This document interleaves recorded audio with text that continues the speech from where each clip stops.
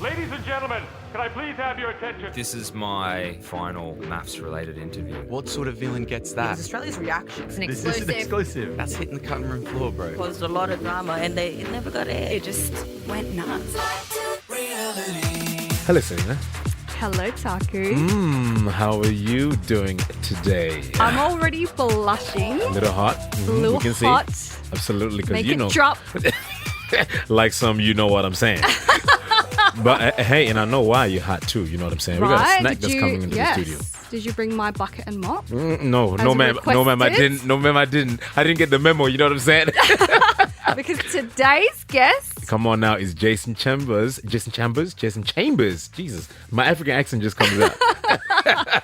So yeah, we've got Captain Jason Chambers from Below Deck Down Under. Yes, also known as Captain Cutie. Captain Snack. I am obsessed with Below Deck Down Under. Come on. You can stream it now on Hey You. There's season 1 and 2. Honestly, guys, if you got a free weekend, buckle down, binge it all. It is so addictive. It's lighthearted with just like enough drama that just keeps you addicted. And lots of eye candy, Absolutely, aka man. Captain Jason. Come on now. And you know what though? Like we've got a lot of topics, man, that we actually have to cover. You know, A lot. One of them is when you called him a snack, and that Yes. video went viral on TikTok. On TikTok. 1.4 million views. That was crazy. Okay. Yes. And there's one topic that I'm dying to bring up with him, which is the big controversial thing that happened on season 2 with Luke and Laura, where the big topic of consent basically happened. Come on. But yeah, they basically got fired, and I just want to know a little bit more tea about that. Absolutely, man. And look, we are recording on Gadigal Land, and everything goes when we're asking Jason Chambers. Yes, sir. So Yes, sir. without further ado, let's go ahead. Woo. Oh, thank Here you we so are. much. We're so grateful for this and your 100. time. It's okay. I'm a huge That's fan. I've been a massive fangirl for a very long time now. So you're loving the show, yeah? Yes, loving the show.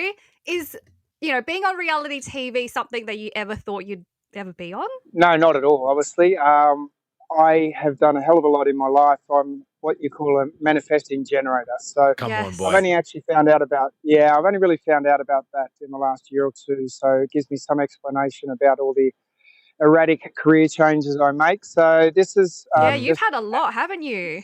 mechanic, plumber, Yes. professional footballer, Engineer. Come on. barman, engineer, Yeah. and then I got lumped into being a captain. Man, that's unreal, man. And Incredible. listen to Selena saying, "Oh no, well you forgot engineer too." Oh, I know. Without coming across like a stalker, clearly I'm a massive fan. I love what you do.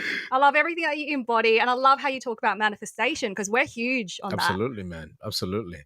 You also have like this calming spirit about you too, man. It's beautiful to see Yeah. on camera and off as well. Yes. Well, it's taken a long time to get there. It doesn't happen overnight, I must admit.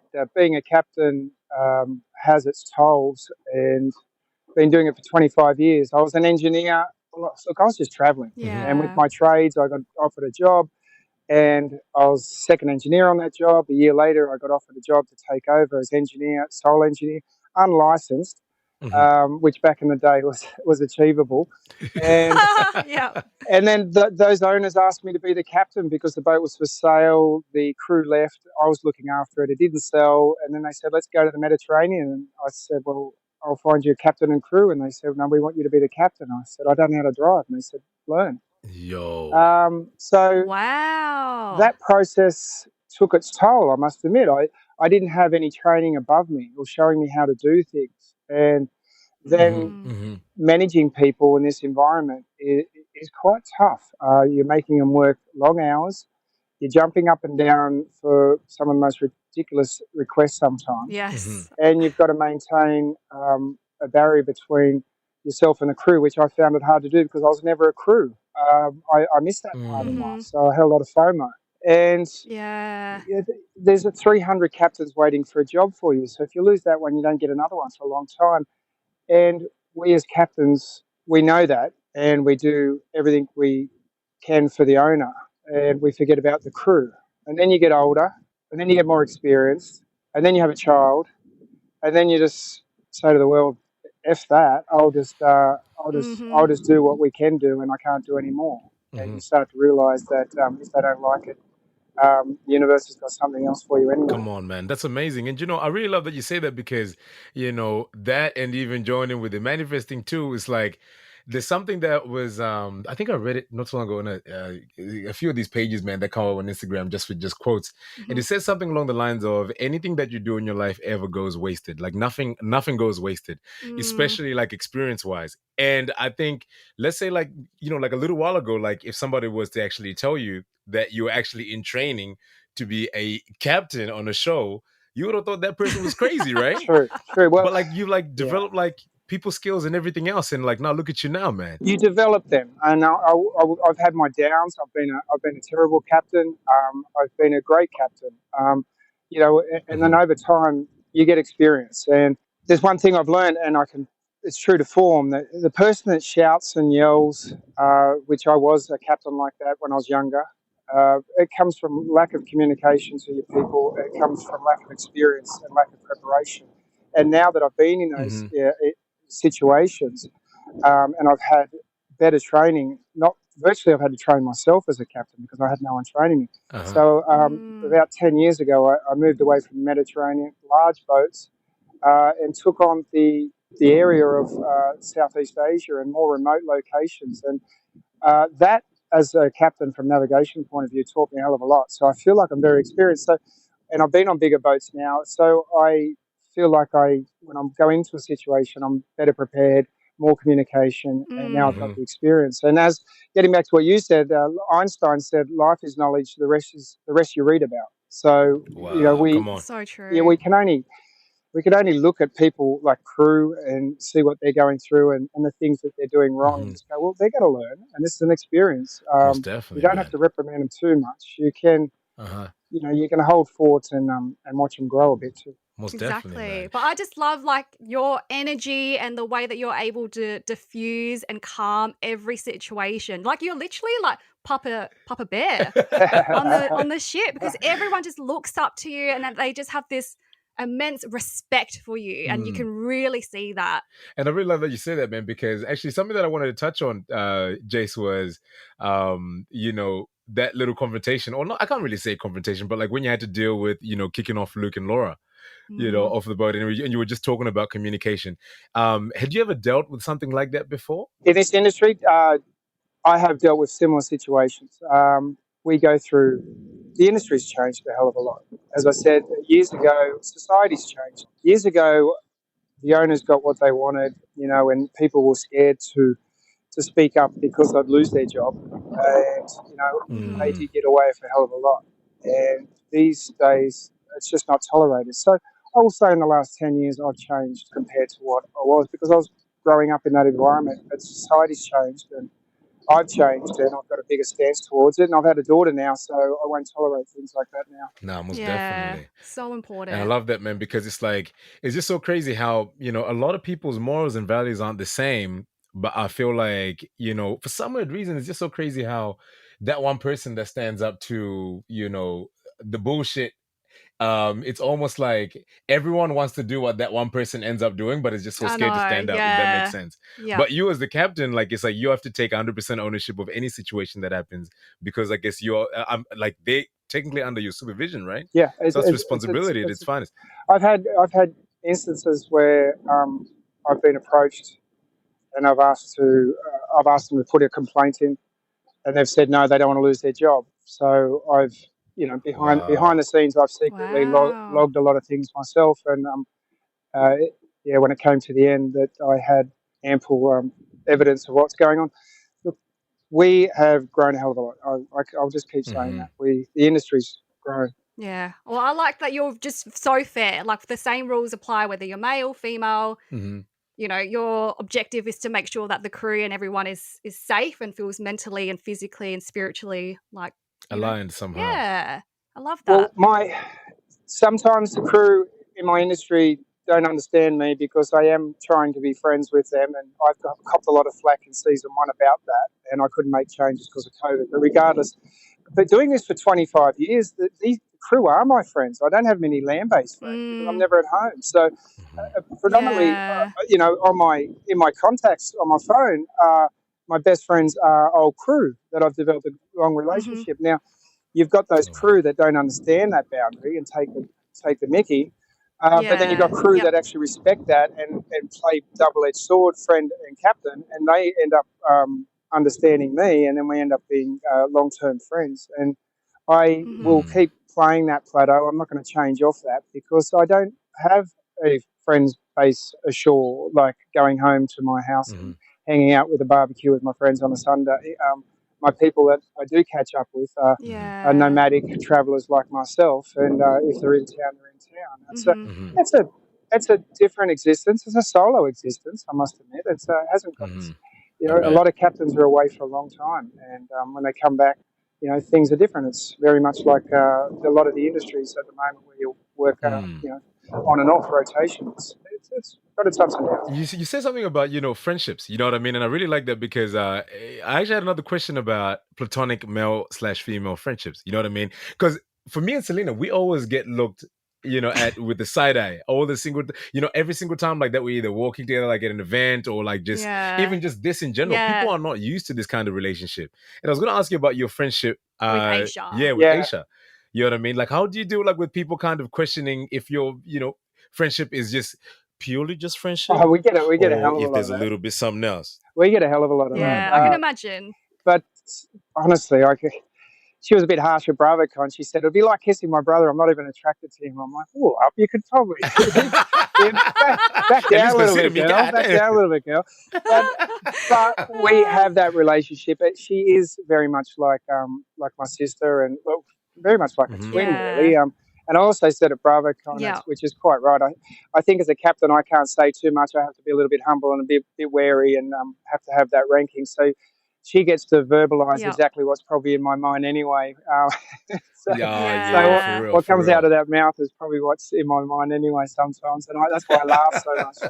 But I think it's. Well, I just love the bond between you guys. Well, we get it. Like her putting in your contacts all the time, and the little side jokes and little hugs. We get it. We get it. We know. We understand. Yeah. We feel the energy. She's 100 miles an hour all the time. I won't say all the time. She's got a very big persona always, but she's also takes her time and locks the door and takes her own time, especially out with nature and hanging out with Scott up into the mountains and stuff. Very similar to my personality. I'm on when I'm on, and then when I'm off, I'm solo and quiet and running away from it all. So we get each other. Yeah. From an outside perspective, right, without actually knowing you like on a personal level, I kind of feel like you give me an extroverted, introverted energy. And what I mean by that is, as you just said then, it's like if you're out and about, you know what I mean? Like with some people, with some folks, you kind of know how to make sure that the energy is right. But in the core, I kind of feel like you give me introverted, energy. Is that true though? Like, Totally. Like BravoCon's a good example. I took my best mate's wife there with me as a +1. And I hadn't seen them for 10 years. And she's kind of my bestie too now. She's married my best mate. They've got children the same age, which I haven't met. So finally now I'm the favourite uncle, which I feel great about. So I took her to BravoCon, and I had all these people telling me, you look great, it's blah, blah, blah, and all that stuff. And then when I get in the car, she's like, you look really good. You're doing well. I'm saying, can we just have a moment of nothing? Like, I just want to. I've just walked out of BravoCon. I just in this car back to the hotel. I don't want to hear anything, especially about how I look, I look, or anything like that. It's just too much. Okay, it's too much. But the fans are amazing. Exactly why I asked. Did you expect that welcoming that you had? Because you were kind of like a. Like a fresh meat, Say what's on your mind, girl. Meat on a slab kind of thing. You know what I mean? Everyone was frothing over you. Yeah, I look back on it, I'm thinking maybe I could have played that a little bit humbly, but I thought, well, it got led up that way with Aesha and Watch What Happens Live with Andy, trying to offset me off with Lala and a few other people. And so when I got there, I just went along with it. To be quite honest, it was actually quite simple, but the media made it out to be like I ran into these people, got a photo with them, and then I kind of amped it up a little bit by mentioning Lala on stage and stuff. But I wasn't expecting any of that. Why would I? It's not. No, I live in the Philippines. I live Absolutely, in Bali.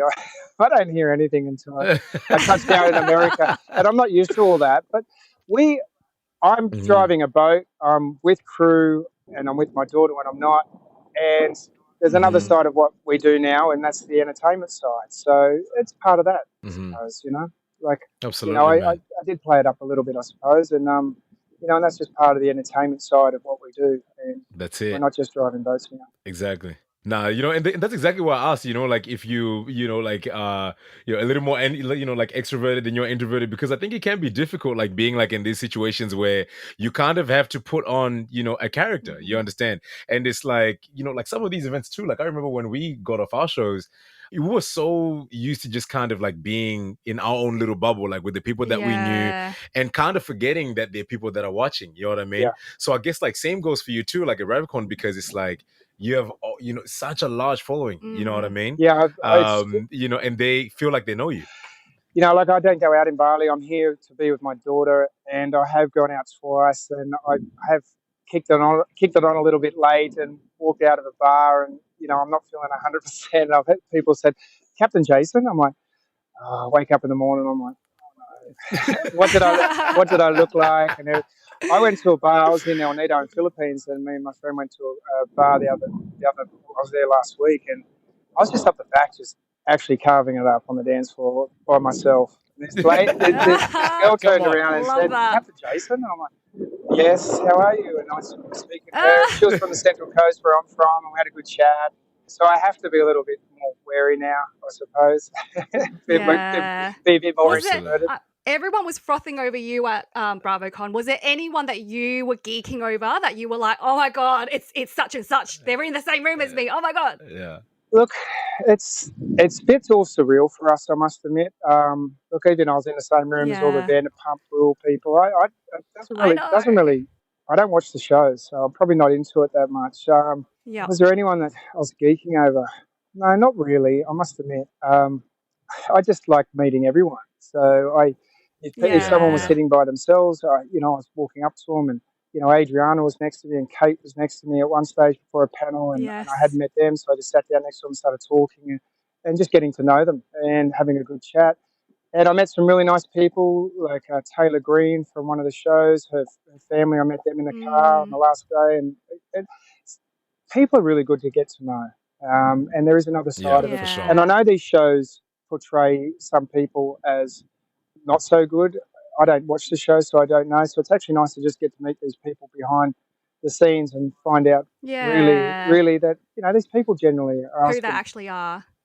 I engage with people, and if they're not going to ask me questions about me and allow me to ask questions about them, then, they're not really opening up. And there are a few people That's like right. that, but the people I tend to meet, and I don't really try and seek it to meet out people. I kind of just let it happen organically, and then those meetings are probably a lot better. And sorry, I know I don't want to touch too much on BravoCon, but I do have to ask this right here because on the Daily Dish, on the BravoCon TV site, I did get a few questions, to be coming through. But then there was this article that was saying if you and Lala Kent are dating. Is there any truth to this? No, that's the whole thing. Aesha put that into Watch What Happens Live. Yeah. I met her in the lobby first night. We went back in the car all together. I went back with Brock and Sheena. We were going back to the hotel. The car was available. It just happened. I ended up giving my jacket to some other girl off Southern Hospitality because she was cold, and so she brought that up later too. And then she was going up to a room. We had a Bravo thing up on the top floor. I said goodnight to her in the elevator, and then I went up there. And then the next 2 days later, or the next day on a panel, I was jokingly, they said, who's your favourite charter? Who would you have as a charter guest? And I said, Lala Kent. And that was purposely just to stir the pot a bit. That's my humour. If I could have had anyone as my favourite charter guest, it would be my parents and my daughter. But that's sweet. It wouldn't be a reality TV star. It would be my family. And I probably should have said that. But to stir the pot, I just went along with it. And said that. Absolutely. I feel like Aesha was trying to be your wingman a little bit, no? She's just she knows what gets. She knows that that's not me at all. She just likes to She just likes to stir the pot a bit. So I think she's a good wingman. Nah, she is. She is for real though. Because like, didn't that photo even like make it? Yeah, I think it actually made it onto Lala's feed as well. Yeah, definitely. Of you and her. So yeah, I was like, either she's also playing with it, or like there's some truth to some of this. No, I walked in to BravoCon that morning, and I wouldn't have even noticed her. She was over to one side, and then she yelled out to me, and I walked over and we got a photo together. The same happened with Olivia Flowers and a few other people, and then that just made it onto. Everyone was just trying to. They're experts at it. I'm not. Everybody's a commentator, my man. Like for real, especially when that photo came out on IG, I was like, oh, they kind of look good together. I like that, boy. You do. Look, we liked what we saw. Jason's like, that's it. Yeah, look, I'm surrounded by rice fields here, and my girl's got to get her fingernails dirty and get into it. That's kind of my team. I'm more of a I'm more of a plant your own food. Were there any exchange other than Instagram follows? Like, are you going to see her again, Lala Kent, or? No, we've been in contact for sure, because we don't want to. We actually had a good conversation. Me, Ashley, Darby, we're in contact with, but we've been in contact since last year. Ashley, Darby, and myself. We met each other 3 times. We're in the same transportation on the way back, so I got to meet her or talk to her more, and she's got a little child, so we had a bit to talk about. You kind of want to strike up some form of friendship with these people when you meet them at BravoCon. You don't want to just... So you do try and hold on. Sheena and Brock from Vanderpump Rules, I'm in contact with them a lot. Sheena just gave a massive donation to my foundation, Classroom of Hope, which I've got going on. Oh, wow. That's amazing. So look, the world is about meeting people and good energy, and if and it's very tribal. That's true. And if you don't hold on to the people you meet, that means nothing when you do meet them. So there'll be contact along the way just to keep that interest involved, but nothing, simply as a friendship, nothing more than that. As a friendship only. Yeah. Absolutely, man. Now, I've got a little bit of a secret confession. Far away. So I love TikTok. I don't know if you... I think you started doing some TikToks. I got to get into it more. I struggle with social media. I'm really trying hard. It's okay. Well, I did a TikTok, and I was obviously really excited about season 2 being released on Hey You, and I was talking about it, and I was doing a job for Menu Log for Hey You to promote Below Deck Down Under. Yep. And I, did one with you and your budgies because that was so iconic. And then I did another one where I called you a snack, and one of them got like 2 point something mil, and the one in particular of me calling you a snack got 1.4 million views. Wow. And most of that was me copping hate for calling you a snack, because it was me objectifying you, and like, what if it was the other way around? That would have been so wrong. Like, how do you feel being, seen and spoken to about, like that? Look, I can see where people are coming from. Society is changing in that avenue as well. But look, I'm a firm believer that, there you go. You go back to freedom of speech too. We both got it. You called me a snack. You probably could have called me a main course and you would have been right. But I'll do that for my next one. Hey, Jason, must be nice, man. Goddamn, anybody doing this? I think there's a fine line between losing comedy and trying to keep everything structured. Like, let's not lose. Yeah. Look, Australians take the mickey out of each other. That's what we do, and That's and I don't want to ever lose that.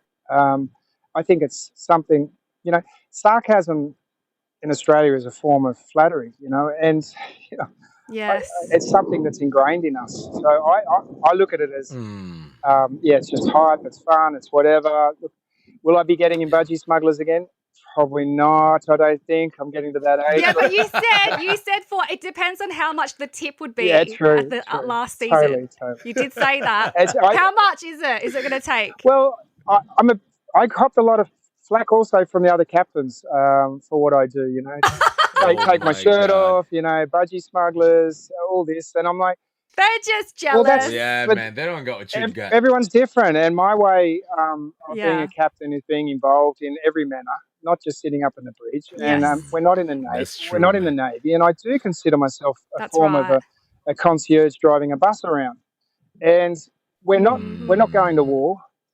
As long as we're safe and we've got a great, fun environment, I want to be part of it as well. Yeah. And as I said, I missed out on many Yeah. years as being a crew member because I've been many years as being a captain. Yeah. So it's my way of being Mhm. a crew again, which I never got because I actually got Yeah. thrown into being a captain very early. Well, I'm so here for it. Yeah. Most definitely, man. And it's good for the guests as well. The guests love it. Keeps it light, man. It definitely Yeah. does keep it light. I think it is. I think we all have I to would be love involved, and it allows everyone else to open up a bit more. If Cappy's getting involved, then we're on. So you know. Yeah, for That's real. true. Skip, actually, talking about the Skip getting involved, do you get involved with the partying as well when the crew goes out? No, Yeah, we I, never see you at them. no. I look season one.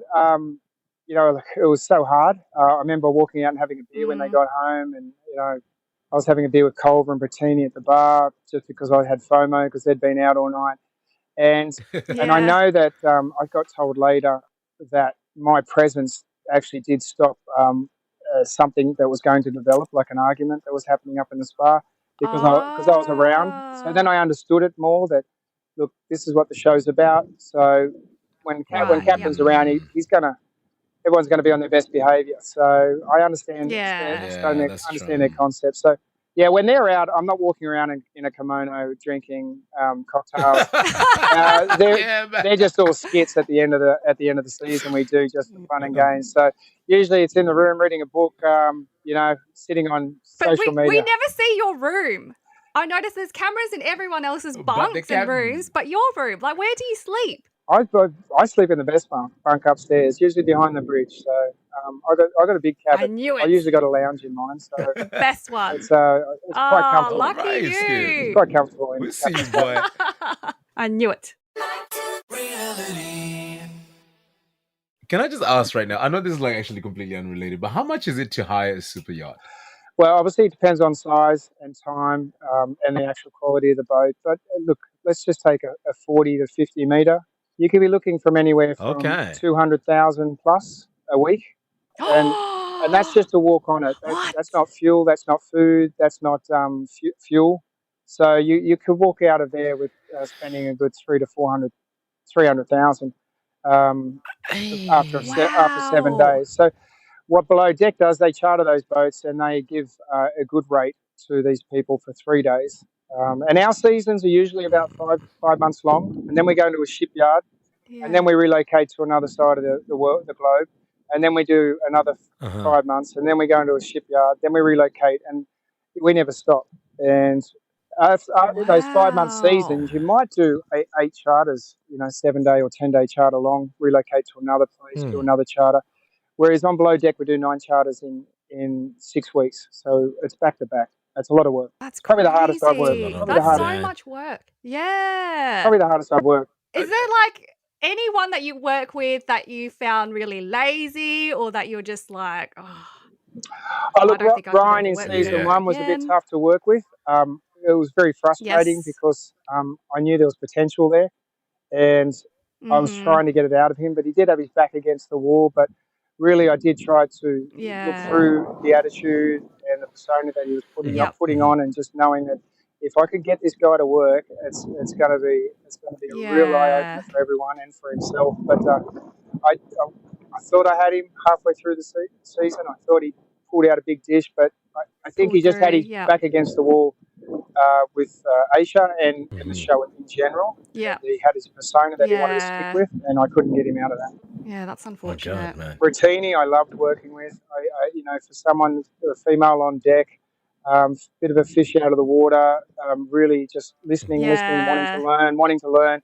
They're the people that you actually, and I connected with her. She's very, very spiritual and understanding and an understanding of her own persona, which I really liked. And I think someone like that would, she's going to go a long way anyway, but I would work with her again because she would just listen and learn and absorb. Yeah, like Margot. I felt like Margot came such a long way this season, like the current one. Yeah. And you even offered her a job. I don't know if she ended up taking it in the end. No, she had a lot of self work to do, and looking back on season 2, I don't see anything, and I see why she did have a lot of stuff to work on. So she has come a long way, I'm sure. But from a green stewardess or a third stewardess, I saw potential in her. The same thing, listening, learning, and wanting to learn, and a pleasant personality. And I did need a third stewardess for the job I was going to after that filming, so she would have Yep. been perfect. I ran it past my chief stewardess and she was all for it. However, she couldn't take it on. Yeah. She's gone back and become a better person. Yeah. Man, you know what, Captain, though? I really do like that. You know, you're not only just a good man, but you're also a good listener, you know, and you have incredible judgment of, you know, character. And it's just amazing, you know, like to be able to see someone that's in the position that you are right now, you know, that actually takes their time to actually build a relationship as well, too. Like a true leader. You know what I'm saying? So yeah, man, we just want to thank you for being such an amazing captain. Yeah, amazing person. I think that comes from what I said. You know, years of lots of lows, and starting to get experience and more understanding. And you know, I used to shout and yell when I was younger, and you know, now it's more so. You know, the louder you are, the less you're heard. So Absolutely, it's better man. to, Come on. It's better to just stay a bit silent, let it all play out, and let everyone be human beings, and be responsible. You know, a good leader has good roots amongst the commons. That's not a derogative thing. Wow. You know, like, Come you on. know, like you need to have good roots amongst the people if you want to actually be a leader. Wow, that's So amazing. true. Hey, man, on that nugget of wisdom right there, I want to say thank you so much for your time. Thank you. Really appreciate it, my man. And yeah, we hope to see you soon. But that would be great. Yeah. Look, I'd love to give a shout out to my foundation, Classroom of Hope. Yes. We have 100-odd schools to build. We're building them out of recycled plastic waste here in Indonesia. The schools were torn down by earthquakes in 2018, and we're rebuilding them back with a sustainable material. This product is global. The foundation is long-term. It's been going for 10 years. So this foundation could go to other countries, and definitely the waste is in other countries, and it provides a safe environment for these children. And I'm going to document the school I'm going to build this year. And I'd like everyone to join on my amazing. YouTube and watch the process and donate if they can. Any dollar counts. Yes, Absolutely, amazing. man. Please do send us a link, you know, to please. any bit of work that you're doing. We'd absolutely love to help Yeah. out where we can. I really appreciate it. Yes, sir. Thank you so much, Jason. Thank Appreciate your you, time, my Captain man. Jason. See You're you, the my man. best. Thank you very much. Thank you. Lovely. Bye. Bye. Thank you. And just like that, girl, how good was that? That was so good. It was so good chatting to Captain Jason. Your Captain Finally, Cutie. Your my Captain Cutie. Yes. So if you haven't yet, season 1 and 2 of Below Deck Down Under is now available to stream on Hey You. You. Well, I just want to see Captain Cutie. That's all. Reality.